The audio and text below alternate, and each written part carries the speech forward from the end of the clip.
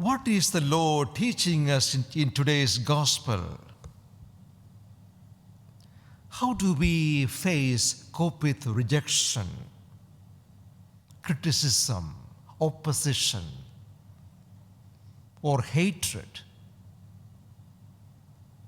The disciples of Jesus pray for God's vengeance on their enemies. James and John, full of anger, let fire come down and destroy them all. Prayer. They are praying, God, come and destroy these people. They don't like us. Destroy them.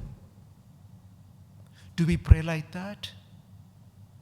May not be in any kind of words, but deep in our thoughts, we may have some kind of prayer like that.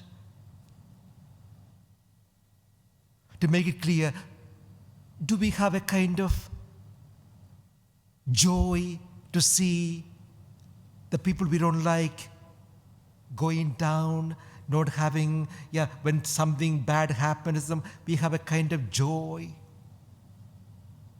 When our enemies or people we don't like, when they have any kind of difficulty, do we have a kind of joy?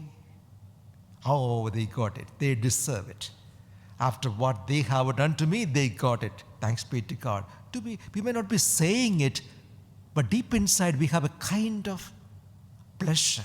Oh, they got it. Not good. For a disciple of Jesus, not good. On the other hand, learn from Jesus. The Lord rebukes John and James. Don't ever say that. What is wrong with you? This is not good for a disciple. My disciple would never do that. What does the Lord do? Let us go to another village. The Lord faces rejection with the patience, with the love and the compassion. What is the reason? This is very important. Please listen. What is the reason? The story doesn't end there. That is the reason. For the disciples, this is one incident and that's it. For the Lord, the story continues. What is the continuation story? After the resurrection, the people of Samaria, they welcome Jesus and the good news. That is another story, another day. We don't wait for the another day. We react to the moment and this what happens this moment. The Lord said, no, don't, calm down. A few years later, they will all welcome me. They will all welcome me and my good news, and they will all become saints another day. You hate them? Hang on a minute. You haven't seen the end of the story. You have seen only this today, what happened today. You don't know what is going to happen. In 10 years' time, you don't know. What a lesson, my dear friends. The message for you and me is, along with your life story, there is another story going on. We said again. Along with the story you are familiar with, you know what is happening in your life. You should know there's another story you have no idea of. God's silent story, parallel to your own story. You see, when this was happening, the Lord knew, today they reject me, but the time will come. They will welcome me. But today, patience, compassion, and silence. Are we able to face difficulties in life or other people's criticism, rejection, whatever? Name it, you name it. Whatever happened today, are we able to, like the Lord, wait with the patience? Maybe another day something will happen.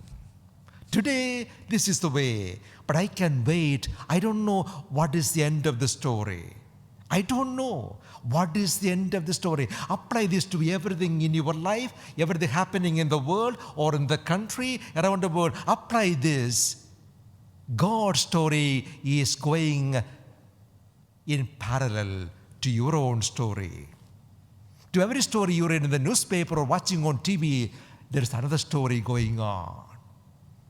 That's why we should have patience and peace of mind.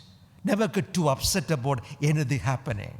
Don't get to fall into despair because of what is happening. Don't get into anger, despair, frustration. No, hang on a minute. You haven't seen the full story. How foolish you are. Just because something happened, you lose your mind. You don't know the story. That is the point.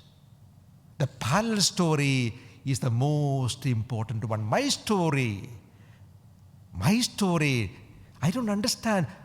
I will understand my story only when I understand the other story. The other story will come, the end of the story, another day.